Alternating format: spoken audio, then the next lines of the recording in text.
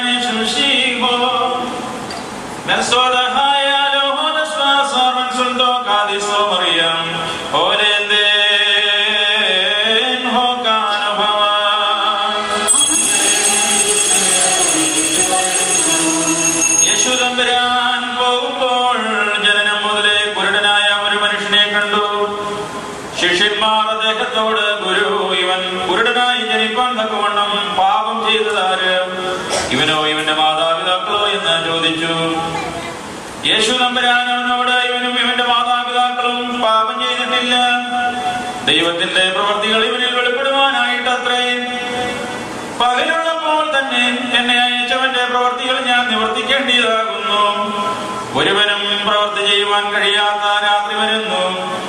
ലോകത്തിൽ ഇരിക്കുന്നിടത്തോളം കാലം ഞാൻ ലോകത്തിന് പ്രകാശമാകുന്നു എന്ന് പറഞ്ഞു. അവനിങ്ങനെ പറഞ്ഞിട്ട് നിലത്ത് തുപ്പി ആ തുപ്പൽ കൊണ്ട് മണ്ണ് കുഴച്ചു ആ കുരുടന്റെ കണ്ണുകളിൽ തേച്ചിട്ട് അവനോട്, നീ പോയി ശിലോഹം കുളത്തിൽ കഴുകുക എന്ന് പറഞ്ഞു. അവൻ പോയി കഴുകി കാഴ്ച പ്രാപിച്ച് തിരികെ വന്നു. അവന്റെ അയൽക്കാരും അവനെ മുമ്പ് ഭിക്ഷക്കാരനായി കണ്ടിട്ടുണ്ടായിരുന്നവരും ഇവനല്ലയോ ഭിക്ഷ യാചിച്ചു കൊണ്ടിരുന്നവനെന്ന് പറഞ്ഞു. ചിലർ ഇവർ തന്നെയാകുന്നുവെന്നും ചിലർ അല്ല അവനെ പോലെ ഇരിക്കുന്നുവെന്നും പറഞ്ഞു. എന്നാൽ അവൻ ഞാൻ തന്നെയാകുന്നു എന്ന് ഏറ്റു പറഞ്ഞു. അവർ നിന്റെ കണ്ണുകൾ തെളിഞ്ഞതെങ്ങനെ എന്ന് ചോദിച്ചു. അവൻ അവരോട്, യേശു എന്നു പേരുള്ള ഒരുവൻ മണ്ണ് കുഴച്ച് എന്റെ കണ്ണിൽ തേച്ചിട്ട് നീ പോയി ശീലോഹ വെള്ളത്തിൽ കഴുകുക എന്ന് പറഞ്ഞു. ഞാൻ പോയി കഴുകി എനിക്ക് കാഴ്ചയുണ്ടാകുകയും ചെയ്തു എന്ന് ഉത്തരം പറഞ്ഞു.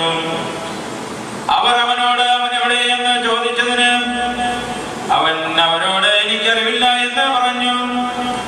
മുമ്പ് കുരുടനായിരുന്ന ഇവനെ അവർ പരീശന്മാരുടെ അടുക്കൽ കൊണ്ടുചെന്നു. യേശു തമ്പുരാൻ മണ്ണ് കുഴച്ച് അവന്റെ കണ്ണുകളെ തെളിയിച്ചത് ശാപത്തിലായിരുന്നു.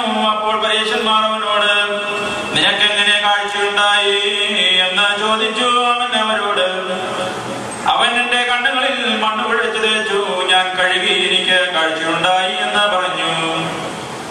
പരീശന്മാരിൽ ചിലർ, ആ മനുഷ്യൻ ശാപത്തിനെ ആദരിക്കാത്തത് കൊണ്ട് ദൈവത്തിൽ നിന്നുള്ളവനല്ല എന്ന് പറഞ്ഞു.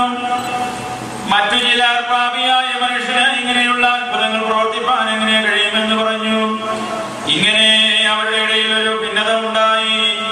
അവർ പിന്നെയും ആ കുരുടനോട്, നിന്റെ കണ്ണുകൾ തെളിയിച്ചവനെ കുറിച്ച് നീ എന്ത് പറയുന്നു എന്ന് ചോദിച്ചു.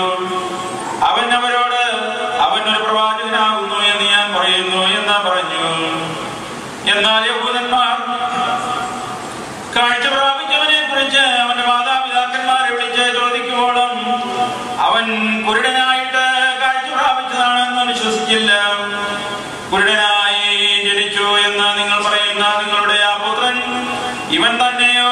ഇപ്പോൾ ഇവൻ കാഴ്ച പ്രാപിച്ചിരിക്കുന്നത് എങ്ങനെയെന്ന് അവർ ചോദിച്ചതിന് അവന്റെ മാതാപിതാക്കന്മാർ, ഇവൻ ഞങ്ങളുടെ പുത്രനാകുന്നുവെന്നും ഇവൻ കുരുടനായി ജനിച്ചുവെന്നും ഞങ്ങൾക്കറിയാം. എന്നാൽ ഇപ്പോൾ ഇവൻ കാഴ്ച പ്രാപിച്ചിരിക്കുന്നത് എങ്ങനെയാണോ? ഇവന്റെ കണ്ണുകൾ തെളിയിച്ചതാണെന്നോ ഞങ്ങൾക്കറിഞ്ഞുകൂടാ. അവന് പ്രായമായിട്ടുണ്ടല്ലോ, അവനോട് ചോദിപ്പിൻ, അവന്റെ കാര്യം അവൻ തന്നെ പറയട്ടെ എന്ന് ഉത്തരം പറഞ്ഞു. അവൻ മശിഹായാകുന്നു എന്ന് ആരെങ്കിലും സമ്മതിച്ചു പറഞ്ഞാൽ ആയവനെ സംഘത്തിൽ നിന്ന് പുറത്തു തള്ളണമെന്ന് യഹൂദന്മാർ നിശ്ചയിച്ചിട്ടുണ്ടായിരുന്നത് കൊണ്ട് അവന്റെ മാതാപിതാക്കന്മാർ യഹൂദന്മാരെ ഭയന്നിട്ടാണ് ഇങ്ങനെ പറഞ്ഞത്. അതുകൊണ്ടാണ് അവന് പ്രായമായിട്ടുണ്ടല്ലോ, അവനോട് ചോദിപ്പിനെന്ന് അവന്റെ മാതാപിതാക്കന്മാർ പറഞ്ഞതും.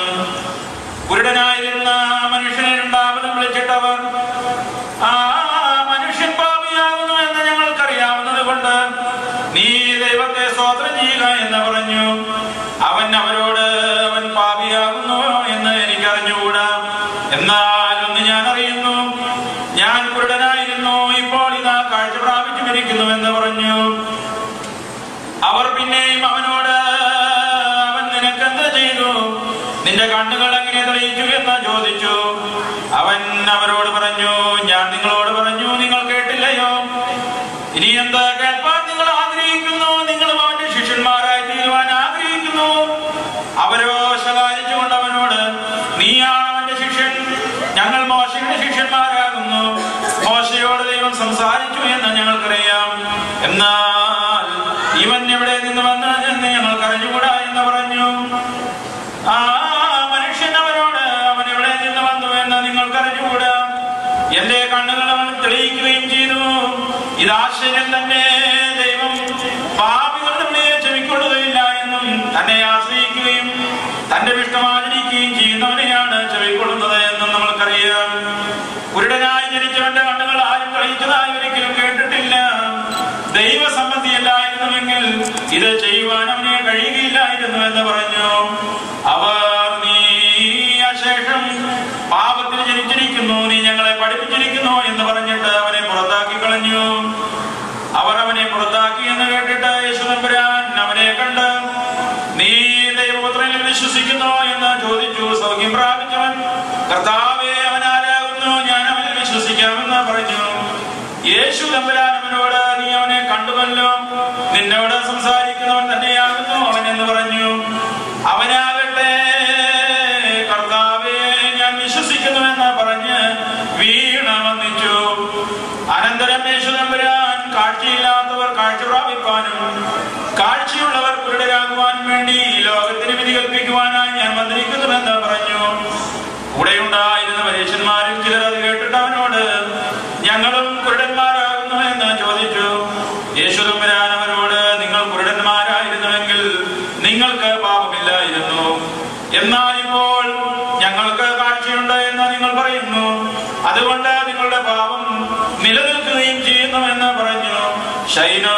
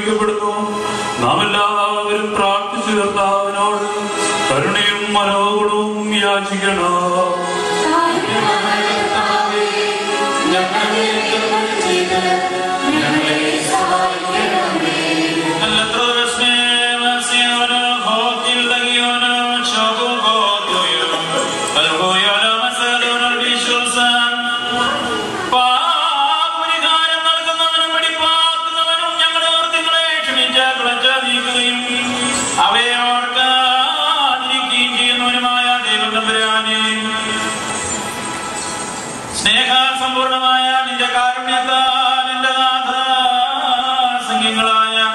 എന്റെ മഹാപാപങ്ങളെയും വിശ്വാസികളായ നിന്റെ സകല ജനങ്ങളുടെയും പാപങ്ങളെ നീ മായിച്ച് ഉത്തമനായുള്ളവേ ദേവദൂതിയങ്ങൾ കരുണ ചെയ്യണമേ. ദൈവമായ കർത്താവേ, നിന്റെ യാത്രയാൽ ഞങ്ങളെ നീ ഓർത്തുകൊള്ളണമേ.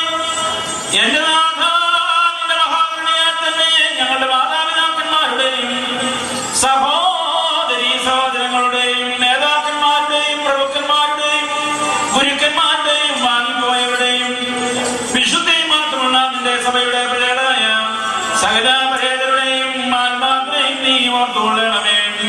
ദൈവമായ കർത്താവേ, അവരുടെ ശരീരാത്മാദേഹികൾക്ക് നീ ആശ്വാസം നൽകണമേ.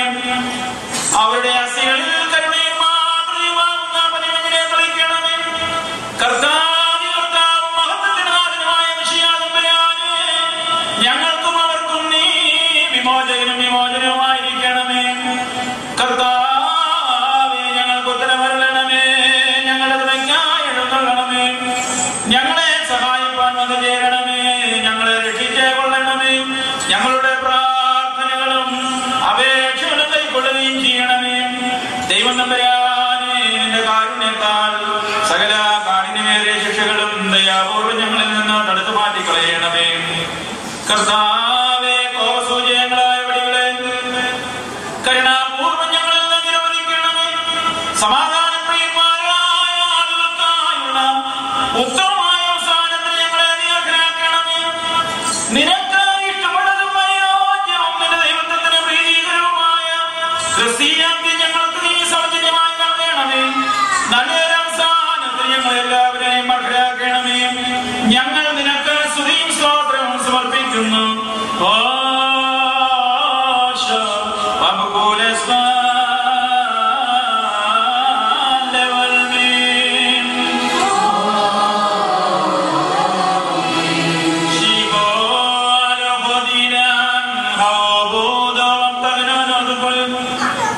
സകലത്തെയും സൃഷ്ടിച്ച് സന്നദ്ധമാക്കുന്നവനും ലോകങ്ങളുടെ രക്ഷാകരമായ ജീവശ്വാസവും അനശ്വരതയുടെ നിർമ്മലമായ മോറോനും മരണമില്ലായ്മയുടെ പരിമളവാസനയുമാകുന്ന മിശിഹാതമ്പുരാനേ, എന്റെ നാഥ, നിന്റെ ദിവ്യജ്ഞാനമാകുന്ന മധുര പരിമളം ഞങ്ങളുടെ ഹൃദയങ്ങളിൽ നീ നിറയ്ക്കുകയും എളിയവരും മണ്ണേരുമായി ഞങ്ങളെ തിരുമുമ്പാകെ നിൽക്കുവാനും മാലാഖമാർ പോലും ദർശിക്കുവാൻ ആഗ്രഹിക്കുന്ന അവർണികളായ നിന്റെ ദിവ്യ രഹസ്യങ്ങളെ പരിചരിക്കുവാനും അനുഷ്ഠിക്കുവാനും നീ അർഹരാക്കി തീർക്കുകയും ചെയ്തിരിക്കുന്നു. കർത്താവേ, പാപത്തിന്റെ ദാസ്യത്തിൽ നിന്നും വ്യർത്ഥ ചിന്തകളിൽ നിന്നും ഞങ്ങളുടെ ആത്മാക്കളെ നീ സ്വതന്ത്രമാക്കി രക്ഷിച്ചുകൊള്ളണമേ. ലഘുവും ആനന്ദപ്രദവുമായ നിന്റെ ദുഃഖത്തിൽ കീഴ് ഉത്തമവും പരിപൂർണവുമായ സേവനം നിനക്കായി നിർവഹിക്കുവാൻ ഞങ്ങളെ നീ യോഗ്യരാക്കി തീർക്കണമേ. കർത്താവേ, നിന്റെ കൃപയാലും വാഴ്ത്തപ്പെട്ടവരും ഭാഗ്യവാനുമായ നിന്റെ പിതാവിന്റെ ഉത്തമമായ ഇഷ്ടത്താലും വിശുദ്ധ റൂഹായുടെ വ്യാപാരത്താലും ആത്മശരീരങ്ങളുടെ ഉണർവോടും സുഹൃത നടപടികളോടും കൂടെ ആയുഷ്കാലം മുഴുവൻ തിരുസന്നിധിയിൽ ജീവിച്ച് സൗഭാഗ്യകരമായിരിക്കുന്ന അവസാനത്തിലേക്കും ദുഃഖങ്ങളോ നെടുവീർപ്പുകളോ ഇല്ലാത്ത മാലാഖമാർക്കെടുത്ത ജീവിതത്തിലേക്ക് ചെന്നു ചേരുവാൻ ഞങ്ങൾക്കിടയാകണമേ.